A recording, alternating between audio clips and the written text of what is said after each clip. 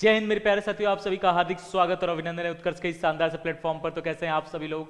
I hope शानदार होंगे, जबरदस्त होंगे, मस्त होंगे, स्वस्थ होंगे। तो भाई साहब, एग्जाम तो आ गया है ना पास, तो आ जाओ थोड़ा सा मॉक वॉक लगाते हैं, क्योंकि मॉक से ही पता चलता है एग्जाम का लेवल क्या है और आपकी स्पीड वगैरह और कहाँ गलतियाँ हो रही हैं, किस चैप्टर में हो रही हैं। ये सब किससे पता चलता है? हमें मॉक से पता चलता है। तो आज भी मॉक आपके सामने लेकर आ चुका हूँ। जबरदस्त मॉक है, अल्टीमेट मॉक है ना। पूरी जबरदस्त तरीके से आपकी तैयारी होगी, ठीक है। तो चलिए, पहला क्वेश्चन आपके स्क्रीन के सामने है। कार्नट इंजन की इफिशियंसी का फॉर्मूला पूछ रहा है। कार्नट से एक क्वेश्चन पक्का है कि फिक्स है कि आता ही आता है। और आपको पता है कि इफिशियंसी का फॉर्मूला जो है, एक तो आपका work done upon heat transfer, ठीक है, या फिर इससे कह सकते हो Q1 माइनस Q2। W क्या होता है? Q1 माइनस Q2 अपॉन में Q1। एक तो फॉर्मूला ये होता है, और एक फॉर्मूला आप लोग मन में अभी दे चुके होंगे सर, T2 अपॉन T1, यानी बी आंसर जो है एक आपका सही आंसर है। तो जिन बच्चों का आंसर यहाँ पर बी आ रहा है वो आपका बिल्कुल करेक्ट है। नेक्स्ट है, यहाँ पर पूछ रहा है आपसे क्या, सोलेनॉइड के आंतरिक भाग में चुंबकीय क्षेत्र को किससे दिखाया जाता है? सोलेनॉइड के आंतरिक भाग में चुंबकीय क्षेत्र आपको सब चीज दिया हुआ है, number of turn per unit length दिया हुआ है, करंट दिया हुआ है। तो यहां से सिंपल अगर देखेंगे तो ये हो जाता है क्या, ये हो जाता है आपका म्यू नॉट एन आई।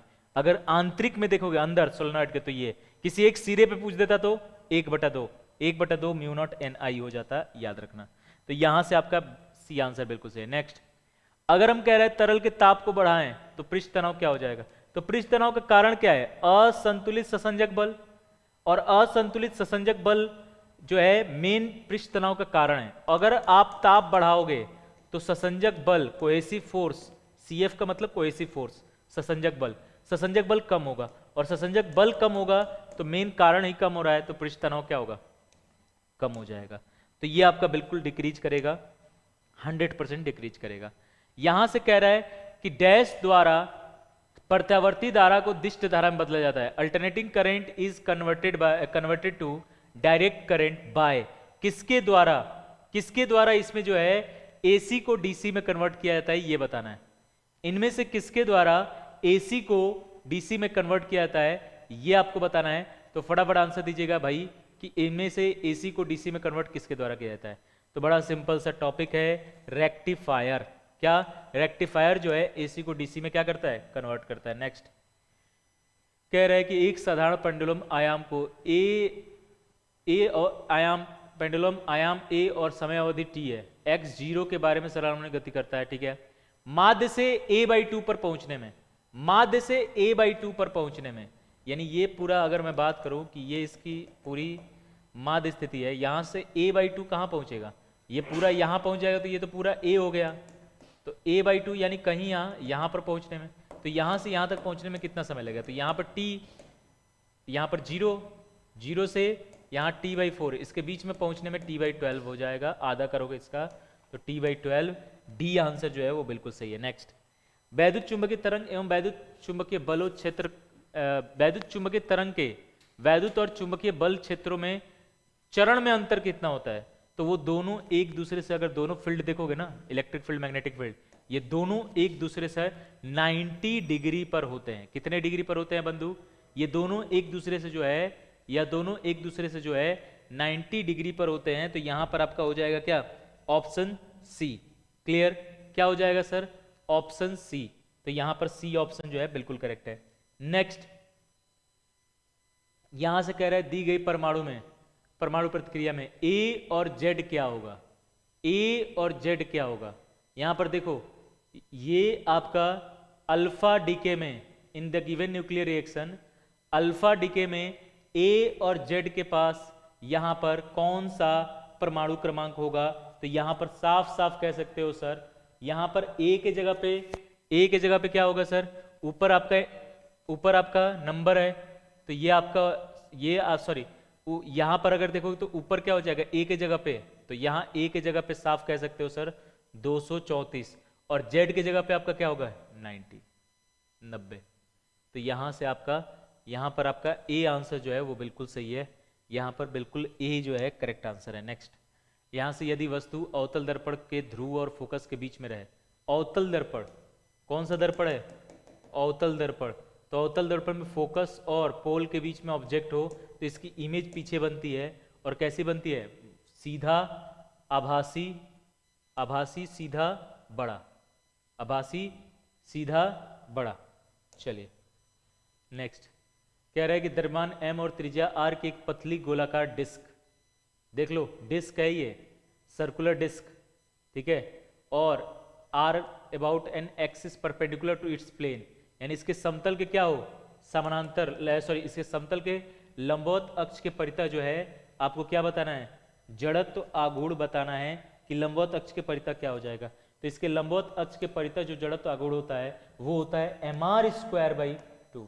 तो जिन बच्चों का आंसर सी आ रहा है वो बिल्कुल सही है। नेक्स्ट, जब ताप स्थिर रखते हैं और गैस की मात्रा में दाब और आयतन Pv = कांस्टेंट के रूप में संबंधित होता है, तो इसको कौन से मतलब कह सकते हो, इसको किस नाम से हम जो है बोलते हैं? टेम्परेचर कांस्टेंट हो क्या? टेम्परेचर कांस्टेंट हो तो इसको हम किससे दिखाते हैं भाई? तो टेम्परेचर एक ही प्रोसेस में कांस्टेंट रहती है इनमें से, और वो कौन सा है? Boyle's law. बॉयल्स लॉ में जो है टेम्परेचर क्या होती है? कांस्टेंट होती है। इसीलिए आइसोथर्मल किस पर आधारित है? इसी पर, आइसोथर्मल इसी पर। एक साधारण पेंडुलम की समय अवधि आधी हो जाएगी कब? तो समय अवधि का रिलेशन देखो, T = होता है 2π√L/g। तो सर लेंथ के साथ क्या रिलेशन है? √L का, ठीक है। तो लंबाई अगर आप क्या कर दोगे, आधी करनी है ना, ये समय अवधि आधी करनी है, तो लंबाई को 1/4 कर दो। लंबाई को 1/4 करोगे तो बाहर आ जाएगा 1/2, टाइम पीरियड हो जाएगा 1/2, याद रखना। तो यहाँ लंबाई को जो है 1/4 कर दीजिए, तो ये आधा हो जाएगा टाइम पीरियड। निम्नलिखित में से अधिकतम विशिष्ट उष्मा किसकी होती है? तो इनमें से विशिष्ट उष्मा अधिक होती है किसकी? अब मैं आपको हिंट दे देता हूँ, रेडियो वाटर में जो है ना, इसीलिए उसी लिक्विड का इस्तेमाल करते हैं जिसका क्या होता है? जिसका जो है स्पेसिफिक हीट अच्छा होता है, यानी उष्मा ज़्यादा एब्जॉर्ब कर सकता है। इवन जो टॉप रूफ रेस्टोरेंट वगैरह है वहाँ पर भी उसी लिक्विड का स्प्रे करते हैं। जो छत पे रेस्टोरेंट होती है ना, तो टेम्परेचर को ठंडा रखने के लिए, क्यों? क्योंकि उसकी विशिष्ट उष्मा अधिक होती है, तो ज़्यादा उष्मा अवशोषित कर लेता है वेपराइज होने के लिए, तो वहाँ ठंडा कर देता है। तो वो यहाँ पर कौन है? वो यहाँ पर पानी है, जल है। जल की विशिष्ट उष्मा इनमें सबसे ज़्यादा होती है। नेक्स्ट, एक वस्तु जिस पर 20 न्यूटन का बल है वह 100 सेंटीमीटर/सेकंड स्क्वायर से त्वरित है, तो मास कितना होगा? यहाँ पर अगर मैं बात करूँ तो ये सेंटीमीटर/सेकंड स्क्वायर है, इसको मीटर में बदलोगे कितना हो जाएगा? 1 मीटर/सेकंड स्क्वायर हो जाएगा। हाँ, तो बस हो गया ना। F = ma, m = F/a, 20/1 20 kg। चलिए, किसी उपग्रह की समय अवधि निर्भर नहीं करती है। समय अवधि किस पर नहीं निर्भर करती है? तो उपग्रह की समय अवधि कभी भी उपग्रह के पिंड पर, परिक्रमा करने वाले पिंड पर निर्भर नहीं करती है। मास अवधि ऑर्बिटिंग पिंड पर निर्भर नहीं करती है। हाँ ठीक है, परिक्रमा करने वाले पिंड के पर द्रव्यमान, mass of the orbiting body, यानी जो घूम रही है उस पर निर्भर नहीं करती है। Mass of the central body, radius of the orbit, radius पे तो डिपेंड करेगी, तो किस पे डिपेंड नहीं करेगी? तो हाँ सही है, mass of the orbiting body. ये आपका बिल्कुल करेक्ट आंसर है, ये आपका एकदम जो है सही आंसर है। चलिए नेक्स्ट, इनमें से कह रहा है कौन सा एक डिराइव्ड यूनिट नहीं है, यानी इनमें से कौन सी एक व्युत्पन्न इकाई नहीं है? व्युत्पन्न इकाई नहीं है, इनमें से कौन सा एक व्युत्पन्न इकाई नहीं है? बताओ, इनमें से कौन सा एक व्युत्पन्न इकाई नहीं है?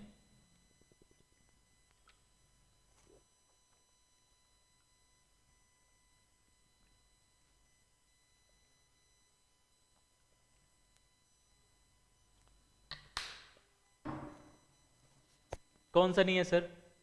तो इलेक्ट्रिक करंट। क्यों? वैद्युत धारा इसको कह देंगे। तो क्यों?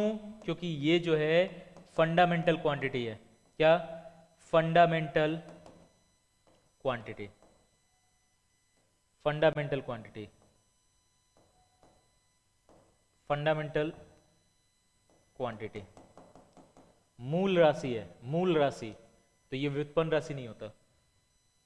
चलिए, एक पंप की शक्ति जो है, जो 200 किलोग्राम पानी को इतने सेकंड में जो है 80 मीटर की ऊंचाई तक ले जाता है, तो उसकी शक्ति क्या होगी? शक्ति, पावर। पावर पूछा जा रहा है, फॉर्मूला क्या होता है पावर का? Work upon time. यहां वर्क किसके द्वारा किया जाएगा? उसकी यहाँ पर बल हो जाएगा mg, उसका वजन, हाइट हो जाएगा इसके डिस्प्लेसमेंट, तो ये वर्क हो जाएगा अपॉन टाइम। अब वैल्यू रख दो, m कितना है 200, g कितना है, g कितने लेने के लिए बोला है, नहीं लेने के लिए बोला है 9.8, h कितना है 80, और t कितना है 9.8 सेकेंड। तो ये तो पूरा चल बसे, तो बचा कितना 16,000 वाट, यानी 16 किलोवाट, 16 किलोवाट, बी आंसर। चलिए, मनुष्य का वाक संकेत रिसीवर के ऊपर बाद प्रसारित होता है। The speech signal of a man is transmitted after receiver, the description C is due to. ये किसके कारण होता है, ये आपको बताना है, तो जल्दी से बताइएगा इनमें से किसके कारण होता है। तो याद रखिएगा, ये तब होगा जब क्या होगा, wrong bandwidth selection of amplifier, amplifier की गलत जो है बैंडविड्थ का चयन हो। नेक्स्ट, किसी चुंबकीय क्षेत्र में किसी आवेश पर कोई बल नहीं लगता है, इनमें से ये कब संभव नहीं है, इनमें से कब वो संभव नहीं है, ये बताओ जल्दी से,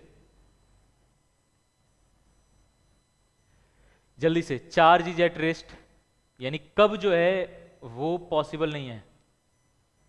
magnetic field a charge does not experience any force, in which of the following not possible, इनमें से कब जो है वो नहीं पॉसिबल है। यानी चार्ज रेस्ट में होगा तो हाँ, चार्ज रेस्ट में तो उस पर कोई आपका जो है क्या कह सकते हो, कोई भी मैग्नेटिक फील्ड नहीं लगेगा, बिल्कुल सही। Motion of a charge is perpendicular to a non zero magnetic field, ये इसमें पॉसिबल नहीं है, ठीक है। पैरेलल करेगा तो भी आपका जो है यहाँ पर मैग्नेटिक फील्ड जीरो होगा, जीरो मैग्नेटिक फील्ड में करेगा तो भी जीरो होगा।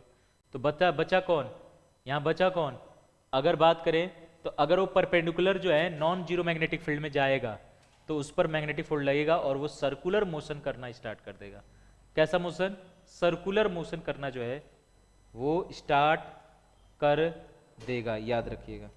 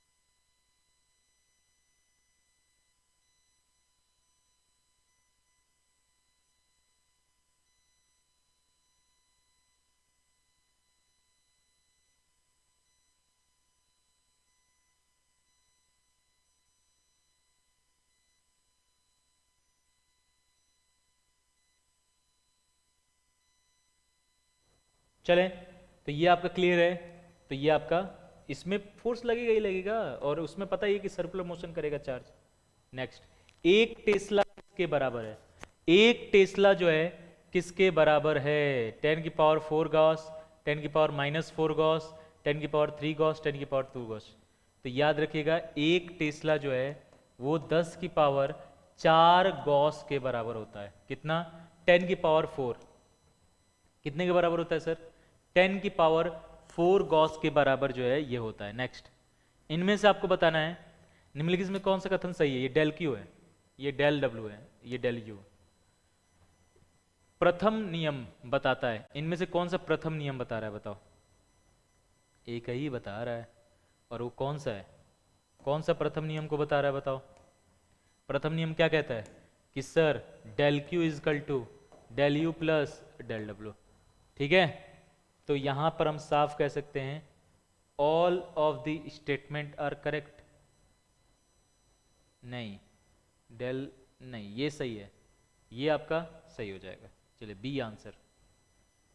4D क्षमता का एक उत्तल लेंस एक दीवार से 40 सेंटीमीटर दूरी पर रखा गया है। मोमबत्ती को लेंस से कितनी दूरी पर रखना चाहिए ताकि उसका प्रतिबिंब दीवार पर बने?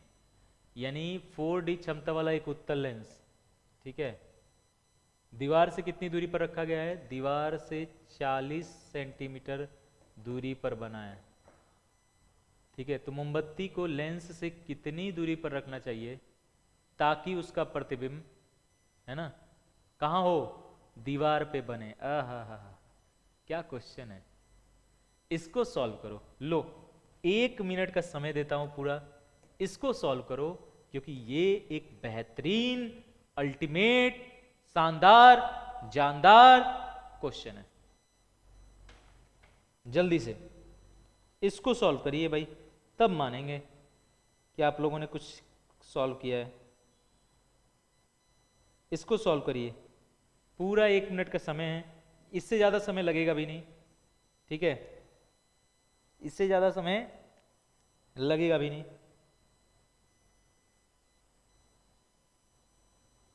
Very good.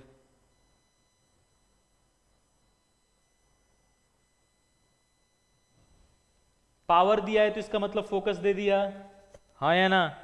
और सॉरी, आपको ऑलरेडी V दे रखा है ना?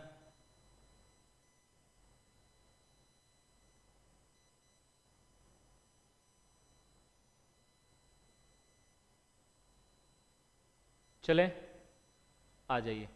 अगर मैं बात करूं सिंपल, अरे जब पावर दे दिया, पावर कितना है 4 डायोप्टर, तो यहाँ से फोकस निकाल दो, कितना हो जाएगा सर? सेंटीमीटर में आंसर है ना, तो सेंटीमीटर में ही निकालना है। तो यहाँ से पावर जब 4 डायोप्टर है तो पावर होता है 1/100 अपॉन फोकस, तो फोकस क्या हो जाएगा? 100 अपॉन पावर, यानी 100/25, 100/4, और इसको काटोगे तो कितना आ जाएगा? फोकस आ जाएगा 25 सेंटीमीटर। आ गया, बस खत्म। अब लेंस का फॉर्मूला आपको पता ही, 1/f is equal to 1/v minus 1/u। अब 1/u को इधर भेजो, 1/v को इधर, तो 1/u इजिकल टू में हो जाएगा 1/v माइनस 1/f। अब ये आपका 1/v कितना है? 1/v। इमेज कहाँ बन रहा है? 40 सेंटीमीटर दूर, क्योंकि 40 दीवार पे फोकस हो रहा है ना, यस। और माइनस में 1/ कितना है? 25 कर दो, कितना आ रहा है सर? 100 कर देंगे क्या? 100 नहीं, 200 करो। अरे 200, यस। कितनी बार में जाएगा? 5 बार में, तो 5 माइनस कितनी बार में जाएगा? अरे बोलो 8, तो कितना हो जाएगा? 8, तो सर 8 बार में जाएगा। तो ये हो जाएगा 1/u इजिकल टू में, और जाहिर बात है u माइनस में आएगा, क्यों? क्योंकि इस साइड u होगा, ऑब्जेक्ट इस साइड रखना पड़ेगा। तो यहाँ से आपका -3/200, यानी u इजिकल टू हो जाएगा 200/3, और माइनस साइन किसको दिखा रहा है? कि ऑब्जेक्ट तो जाहिर सी बात है माइनस ही होगा, तो 200/3 ये आपका राइट आंसर हो जाएगा। B is the right answer. Very good, शानदार क्वेश्चन आप लोगों ने किया। चलिए इसका बता दीजिए, ग्रह का द्रव्यमान पृथ्वी के द्रव्यमान के 4 गुना हो जाए, पृथ्वी की त्रिज्या की आधी हो जाए, तो ग्रह का गुरुत्वीय त्वरण क्या होगा? गुरुत्वीय त्वरण से बड़ा अच्छा क्वेश्चन पूछता है, याद रखना। गुरुत्वीय त्वरण से बहुत सारे क्वेश्चन बनते हैं, तो आपको पता है ना कि जी क्या होता है? Gm/r²। अब यहाँ से तो रिलेशन पता हो गया, तो g of planet upon g of earth, ये किसका बराबर हो जाएगा? Mass of planet radius of planet का square, mass of earth radius of earth का स्क्वायर। अब मास ऑफ प्लेनेट कितना है? पृथ्वी के द्रव्यमान के कितना है? 4 गुना, तो मास of planet 4 times of mass of earth, radius of earth का स्क्वायर। रेडियस कितना है? पृथ्वी की आधी, तो रेडियस ऑफ अर्थ का आधा, आरपी कितना है? RE/2, इसका स्क्वायर कर दोगे ME। चलो ME से ME तो चल बसे, यस। ये आपका हो गया, स्क्वायर करोगे तो ये भी आपका हो जाएगा 4, और 4 4 16, ये 4 ऊपर जाके गुणा करोगे 16, और ये R² इधर भी और R² इधर भी, कल चल बसे बस। तो Gp/GE इजकल टू 16, तो Gp इजकल टू कितना हो जाएगा? अर्थ पे जो भी है इनटू में 16 वो हो जाएगा 16 टाइम्स, अर्थ के 16 टाइम्स, पृथ्वी पर जो भी है उसका 16 गुना। चलिए निम्नलिखित में किस वैद्युत चुंबकीय तरंग की तरंगदैर्घ्य सबसे अधिकतम है? तरंगदैर्घ्य अगर बात करोगे तो इनमें सबसे अधिक तरंगदैर्घ्य अगर देखोगे माइक्रोवेव का होगा। क्यों? क्योंकि इनमें सबसे अधिक आवृत्ति होती है ये, उसके बाद ये, उसके बाद ये, तो सेम उसी क्रम में तरंगदैर्घ्य सबसे कम हो जाएगा इसका, उसके बाद सबसे कम होगा इसका, उसके बाद सबसे कम होगा इसका, है ना। सबसे अधिक हो जाएगा आपका तरंगदैर्घ्य माइक्रोवेव का। निम्नलिखित में से किस पर प्रतिरोधकता निर्भर नहीं करती? प्रतिरोधकता इनमें से किस पर निर्भर नहीं करती? कंडक्टर के डायमेंशन पर। डायमेंशन यानी आयाम पर, यानी आकार पे कह सकते हो, आकार कह लो, तो इस पर निर्भर नहीं करती। मटेरियल पे करती है हाँ, टेम्परेचर पे करती है हाँ, इन दोनों पर जो है करती है। नेक्स्ट टॉपिक कह रहा है कि दो वस्तुएं क्रमशः h और 2h ऊंचाई से गिराई जाती हैं, तो उनके द्वारा जमीन पर पहुंचने में लिया गया समय का अनुपात कितना होगा? तो कह रहा है सिंपल, एक को है h हाइट से गिरा रहे हो, एक को 2h हाइट से गिरा रहे हो, तो दोनों के द्वारा जमीन पर पहुंचने में लगा समय का अनुपात। वाह वाह वाह वाह वाह वाह वाह वाह वाह वाह वाह वाह, क्या मतलब, इसको क्या कह सकते हैं, क्या खूब लगते हो, ऐसा वाला गाना याद आ रहा है मुझे तो, है ना। सबका प्रारंभिक वेग क्या होता है? 0। अंतिम वेग नहीं पता। डिस्टेंस h हाइट है, g एक्सेलेरेशन है, इनिशियल स्टेज ये है, और टाइम है। इनके साथ कौन सा रिलेशन है सर? इसके साथ अगर रिलेशन देखोगे तो h equal to U T plus half G T square. अब आपको पता है कि u तो दोनों के लिए 0 है, तो ये, तो सर यहाँ से t स्क्वायर को करोगे तो ये आ जाएगा 2h बाई जी, और t इजकल टू हो जाएगा अंडर रूट 2h बाई जी। अब ये रिलेशन है सर t टाइम का, तो टाइम का हाइट के साथ क्या रिलेशन है? Under root h। तो अगर मैं बात करूं यहाँ से टाइम का रेशियो मुझे निकालना है, मुझे हाइट का रेशियो पता है ना। तो अगर मैं t1 अपॉन t2 निकालूं तो ये हो जाएगा h1 h, h2 2h, तो h से h गए तो ये क्या आएगा? 1 अपॉन रूट 2, 1 रूट 2। चलिए क्लियर है। तो ये आपके 25 क्वेश्चंस थे, इस बात को याद रखिएगा। और मेरे प्यारे बच्चों, अभी आपका जो है, एक तो सबसे पहले ये जान लो, 17 तारीख को ये दिन एकदम जो है दिमाग में डाल लो, एकदम शानदार मैराथन जो है वो आपकी आ रही है 17 तारीख को। इसी 17 तारीख को जो है फिजिक्स की, जिसमें पूरा फिजिक्स, कंप्लीट फिजिक्स जो है मैं आपको कराने वाला हूं। और ये 8 बजे जो है, याद रखना, आपको मिलेगी 8 बजे ये मैराथन आपको मिलने वाली है। शानदार जबरदस्त तरीके से ये मैराथन जो है 8 बजे प्रारंभ हो जाएगी। 18 तारीख को मैथ्स की रविकांत सर की जबरदस्त मैराथन, ये भी सुबह 8 बजे जो है प्रारंभ हो जाएगी। 19 को विकास सर की मैराथन इंग्लिश की 8 बजे सुबह प्रारंभ होगी। 20 तारीख को प्रिया मैम की रीजनिंग की क्लास 8 बजे सुबह प्रारंभ होगी। 21 को ऋषभ सर की मैथ्स की क्लास सुबह 8 बजे, और सीडी सर की जीके की क्लास शाम को 4 बजे ये प्रारंभ हो जाएगी। तो जबरदस्त तरीके से, अल्टीमेट तरीके से, धुआंधार तरीके से आप जो है अल्टीमेट तैयारी जो है आप लोग कर सकते हैं। इसके साथ उत्कर्ष का जो है होली हंगामा ऑफर चल रहा है, जिसमें आप सभी को 9 से 22 मार्च तक जो है सभी ऑनलाइन कोर्सेज पर, जितने भी ऐप पर आपके जो है कोर्सेज उपलब्ध हैं, उन सब पर जो है अप टू 90% जो है डिस्काउंट मिल रहा है। साथ में 100% तक का कैशबैक पाने का मौका, 100% कैशबैक पाने का मौका भी आपको जो है यहां पर मिल रहा है। और साथ में अगर आप ओल्ड स्टूडेंट हैं ऐप पे तो 10% एक्स्ट्रा डिस्काउंट मिलेगा। उसके लिए आपको कूपन को इस्तेमाल करना है होली HOLI कैपिटल में। और याद रखना, जो कैशबैक आएगा आपका वो 5 से 7 दिन में आपके अकाउंट में क्रेडिट होगा, तो ये आपको दिमाग में रखना है। इसके साथ ही अगर मैं बात करूं मेरे प्यारे बच्चों, तो एयरफोर्स एक्स ग्रुप की बात हो, XY ग्रुप की बात हो, ये सारी जो है अप्रैल में जो क्लासेज आपकी न्यू स्टार्ट हो रही हैं होने वाली हैं। ऑफलाइन भी ये बैच 8 तारीख से स्टार्ट हो रहा है, तो आप ऑफलाइन में भी अगर जुड़ना चाहें तो उत्कर्ष डिफेंस एकेडमी जोधपुर पे आ सकते हैं, रतनाड़ा जोधपुर में। ठीक है, XY ग्रुप हुआ, इंडियन आर्मी GD की हुई, या एनडीए फाउंडेशन की एनडीए टारगेट की बैच हुई, या आर्मी NA की बैच हुआ, आर्मी क्लर्क टेक्निकल की बात हुई, या टेस्ट सीरीज पर भी आपको 90% डिस्काउंट और कैशबैक, और साथ में ओल्ड स्टूडेंट को 10% एक्स्ट्रा डिस्काउंट भी मिल रहा है। और टेस्ट सीरीज की बात करें तो 6 month plan, 12 month plan, X group, Y group, आपका XY ग्रुप, NDA, सब पे जो है ये शानदार ऑफर आपके लिए होली हंगामा का है। याद रखना ये 22 मार्च तक ही है, तो इसका लाभ उठा लीजिएगा। और शानदार ज़बरदस्त तरीके से ऐसे ही मेहनत करिए, तैयारी करिए।